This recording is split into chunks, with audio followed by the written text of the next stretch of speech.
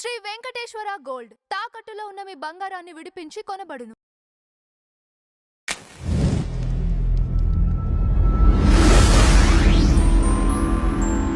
నమస్కారం రాజేష్ గారు. నమస్కారం. జగన్మోహన్ రెడ్డి గారిని అమరావతి రైతులు కొంతమంది కలవటం జరిగిందండి. కలిసి వాళ్ళ బాధని ఆయనతో పంచుకోవడం జరిగింది. ఆయన వీళ్ళకి అభయం ఇవ్వటం జరిగింది.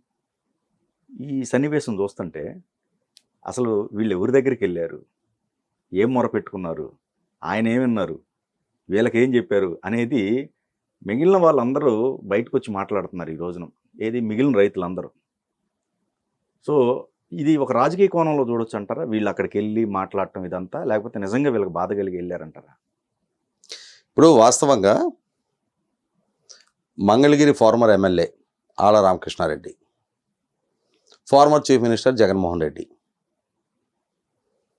2014లో రాష్ట్ర విభజన జరిగిన తర్వాత సహజంగా ఒక ఎమ్మెల్యేకి తన నియోజకవర్గ పరిధి లేదనో, ఒక పరిశ్రమ రాబోతుందనో, ఒక అభివృద్ధి జరగబోతుంది అని అంటే ఆ ఫలాలు మొట్టమొదటిగా తన నియోజకవర్గ పరిధిలో ఉన్న ప్రజలకు దక్కుతాయి కాబట్టి ఎవరైనా స్వాగతిస్తారు.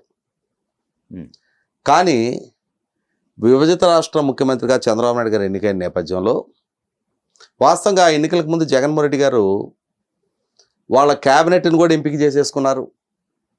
దొనకొండలో రాజధాని నిర్మాణం కోసం చెప్పని అవినాష్ రెడ్డి లాంటి వాళ్ళందరూ కూడా, అవినాష్ రెడ్డి వాళ్ళ మాంగారాళ్ళు అక్కడ 1000 ఎకరాల భూములు కొనేశారు. కానీ వాళ్ళ అంచనాలు తలకిందులు చేస్తూ ప్రజలు చంద్రబాబు నాయుడు గారికి అధికారం కట్టబెట్టారు. చంద్రబాబు నాయుడు గారి ప్రభుత్వం విజయవాడ గుంటూరు మధ్య రాజధాని నిర్మాణం చేయాలి అని చెప్పని ప్రతిపాదించిన తీర్మానానికి నాడు ప్రధాన ప్రతిపక్ష నాయకుడిగా జగన్మోహన్ రెడ్డి కూడా మద్దతు ప్రకటించాడు. కానీ మద్దతు అయితే ప్రకటించాడు, కానీ నిజంగానే చంద్రబాబు ఈ విజయవాడ గుంటూరు మధ్య రాజధాని నిర్మాణం చేస్తే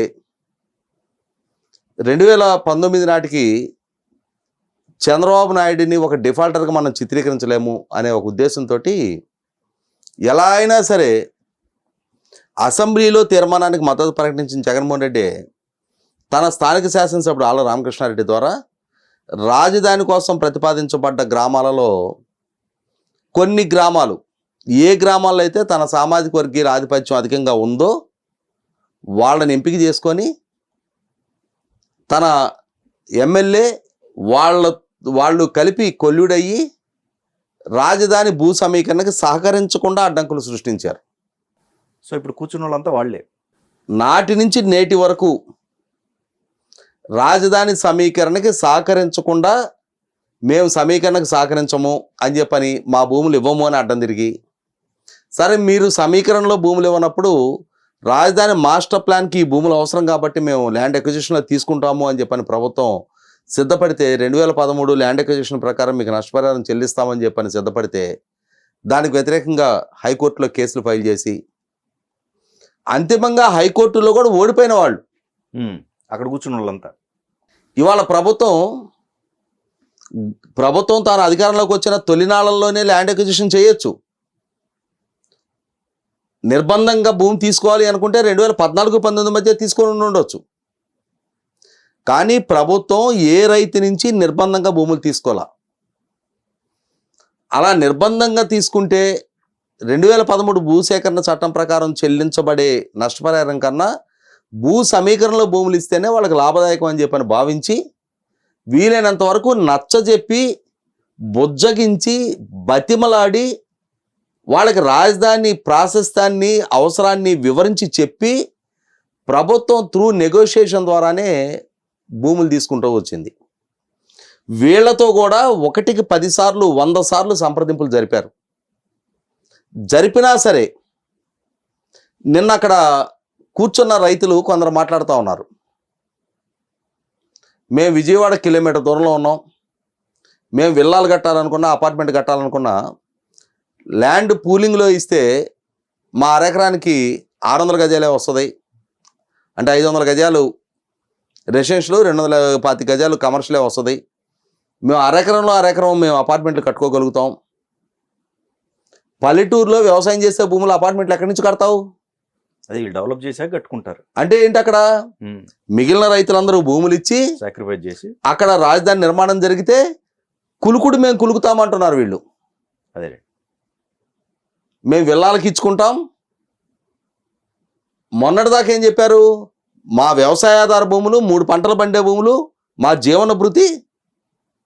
అంటే అక్కడ ఆళ్ల రామకృష్ణారెడ్డి, జగన్మోహన్ రెడ్డి రాష్ట్రం కన్నా, ప్రజల కన్నా, వీళ్ళ భవిష్యత్తు కన్నా, బిడ్డల భవిష్యత్తుల కన్నా కేవలం అంటే కేవలం ఆ పార్టీ అఫిలియేషన్, ఇంకా మిగిలిన అఫిలియేషన్స్ కూడా ఉన్నాయి, వాటికి మాత్రమే ప్రాధాన్యత ఇస్తూ రాజధాని ఎలా నిర్మాణం చేస్తాడో చంద్రబాబు చూస్తాము అని చెప్పని ఒక అతను చెప్తున్నాడు.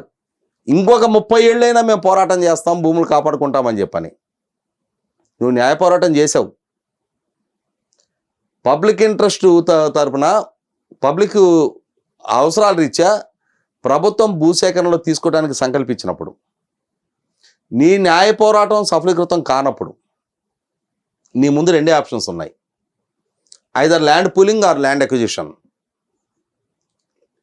రెండిట్లో ఏది బెటర్ అనేది నువ్వు చూజ్ చేసుకో. ఆప్షన్ ఉండదు. తర్వాత ప్రభుత్వం తీసుకోవాలి అని చెప్పని డిసైడ్ అయితే, అదే ప్రభుత్వం అధికారాన్ని ప్రయోగించకూడదు అని చెప్పని సమయం పాటిస్తుంది. దాని వీళ్ళు చేతకంతనంగా భావిస్తూ ఉన్నారు. భూములు ఇచ్చిన రైతులందరూ పిచ్చోళ్ళు. మాకు అంటే వాళ్ళకన్నా మెరుగైన ప్యాకేజీ ఇవ్వండి అంటున్నారు. అంటే మెరుగైన ప్యాకేజీలు ఇస్తే అప్పుడు వ్యవసాయాధార భూములు కాదు, 3 పంటలు పండే భూములు కాదు.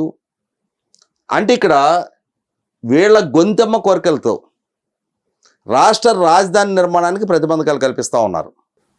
అంటే భూములు ఇచ్చిన రైతులందరికీ ఏమీ తెలియనాళ్ళు, వాళ్ళందరూ అమాయకులు. వాళ్ళ త్యాగాల పునాదుల మీద వీళ్ళు విల్లాలన్నో అపార్ట్మెంట్లు కట్టుకుంటారట. అంటే జాలి తెలిసి రోడ్డు ఫార్మేషన్ వరకు మేము భూములు ఇస్తామంటున్నారు. రోడ్స్కి ఇస్తా అంట మళ్ళీ. అది అంటే ఇన్నాళ్ళు రోడ్లు కూడా ఇవ్వకుండా, మీరు ఆ ఫోటోలు చూస్తే ఒక స్ట్రెచ్ వరకు రోడ్డు పడి ఉంటుంది, అక్కడ పొలం ఉంటుంది. మళ్ళీ అవతల ఒక స్ట్రెచ్ వరకు రోడ్డు ఫార్మేషన్ అయి ఉంటుంది, మళ్ళీ పొలం ఉంటుంది. ఓకే. అంటే వీళ్ళు ఆళ్ల రామకృష్ణారెడ్డి ఏ ఆటలాడిస్తే ఆటలాడుతూ వచ్చారు ఇప్పటిదాకా. మేమే రాష్ట్ర భవిష్యత్తుని నిర్ణయిస్తాం, నిర్దేశిస్తాం అని చెప్పని ఒక రకమైన రాజకీయ కుట్రలతో, కుతంత్రాలతో వీళ్ళు వ్యవహరిస్తూ వచ్చారు. ఇవాళ ప్రభుత్వం గ్రామాల్లో గ్రామ సభలు ఏర్పాటు చేస్తూ ఉంది. రాజకీయ దురుద్దేశంతో దాన్ని కూడా వివాదాస్పదం చేసి అధికారులు మేము చెప్పిన టైంకి రాలేదు అని చెప్పని జగన్మోహన్ రెడ్డి దగ్గరికి వెళ్ళారు. జగన్మోహన్ రెడ్డి మీ భూములను కాపాడతాడా? ఏ విధంగా? అదే జగన్మోహన్ రెడ్డి కదా అసెంబ్లీలో తీర్మానానికి ఆమోదం తెలిపింది. అదే జగన్మోహన్ రెడ్డి కదా 3 రాజధానులు ప్రతిపాదన చేసింది. అదే జగన్మోహన్ రెడ్డి కదా ఇవాళ మావిగనని ప్రతిపాదన చేస్తుంది. అతనికే క్లారిటీ లేదు. అతనే ఒక మాట మీద నిలకడలేని వ్యక్తిత్వం కలిగిన నాయకుడు అని చెప్పని ఇప్పటికే నిర్ధారణ అయింది. నువ్వు జగన్మోహన్ రెడ్డి దగ్గరికి వెళ్ళి కంప్లైంట్ చేస్తున్నావు అని అంటేనే ఖచ్చితంగా రాజధాని నిర్మాణాన్ని జీర్ణించుకోలేకపోతున్నారు. ప్రభుత్వ ప్రయత్నాలని అడ్డుకోవాలనే ఒక లక్ష్యంతో ప్రయత్నం చేస్తూ ఉన్నారు. దీని ఇంపాక్టు 5 కోట్ల మంది రాష్ట్ర ప్రజల భవిష్యత్తు. ఇక్కడ ప్రభుత్వం బలప్రయోగం చేస్తే, దౌర్జన్యాలకు దిగితే ఆ రోజు ప్రభుత్వాన్ని ఆక్షేపించాలి. ఈ రోజుకి ప్రభుత్వం బతినబడి చెప్తుంది, మీరు ల్యాండ్ పూలింగ్లో ఇవ్వండి, మిగిలిన రైతుల కన్నా మీకేం అదనపు ప్రివిలేజెస్ లేవు, మిగిలిన రైతుల కన్నా మాకు అదనపు ప్యాకేజీలు ఇవ్వండి అని చెప్పని డిమాండ్ చేయడానికి. నీ సైటు, నీకు పూలింగ్లో నీకు వచ్చే రిటర్నబుల్ ప్లాటు నువ్వు చెప్తున్నట్టు విజయవాడ సమీపంలోనే ఉంటే లోపల ఉన్న ప్లాట్ కన్నా నీ ప్లాట్ రేట్ ఎక్కువే ఉంటుంది. అంతేగాని మిగిలిన రైతులందరూ పూలింగ్లో భూములు ఇవ్వాలి, వాళ్ళ భూముల్లో రాజధాని నిర్మాణం జరగాలి, ఆ నిర్మాణాలను చూపించి మేము మా భూములు అధిక రేటుకు అమ్ముకుంటాము అని అంటే సమస్య లేదు. ప్రభుత్వం దాన్ని ప్రోత్సహించదు. అటువంటి వాళ్ళ దగ్గర ప్రభుత్వం సరెండర్ కాదు. ప్రభుత్వం రైతులతో నెగోషియేట్ చేయడానికి సిద్ధంగా ఉంది తప్ప సంప్రదింపులు జరిపి వాళ్ళ సందేహాలు నివృత్తి చేయడానికి సిద్ధంగా ఉంది తప్ప వాళ్ళకి లొంగిపోవడానికి సిద్ధంగా లేదు. లొంగ తీసుకోవాలనే ప్రయత్నంలో ఆ పిడికెడ మంది వాళ్ళు ఆ విధంగా ప్రయత్నాలు చేస్తూ ఉన్నారు. ఎంత ఒక 2% ఉంటారండి ఇల్లు? మొత్తం సంకల్పించిన భూమిలో 1%, ఒక 4 to 5% 4%. ల్యాండ్ అక్విజిషన్కి వెళ్ళాల్సి వస్తుంది. Okay okay. దాంట్లో ఈ ప్రభుత్వ అధికారంలోకి వచ్చిన ఈ 2 సంవత్సరాల్లోనే చాలా మంది ముందుకొచ్చి ల్యాండ్ పూలింగ్లో భూములు ఇచ్చారు. సో ఆటోమేటిక్గా మిగిలిన వాళ్ళు కూడా చాలామంది పరిస్థితులను అర్థం చేసుకొని వివాదాస్పదం కాకుండా ఉండటానికే ట్రై చేస్తారు. కొద్దిమంది రాజకీయంగా ప్రేరేపితమయ్యి అహాన్ని చంపుకోలేని వాళ్ళు ల్యాండ్ అక్విజిషన్లో ప్రభుత్వం ద్వారా ఏ నష్టపరిహారం వస్తే ఆ నష్టపరిహారం తీసుకోవాల్సి వస్తుంది.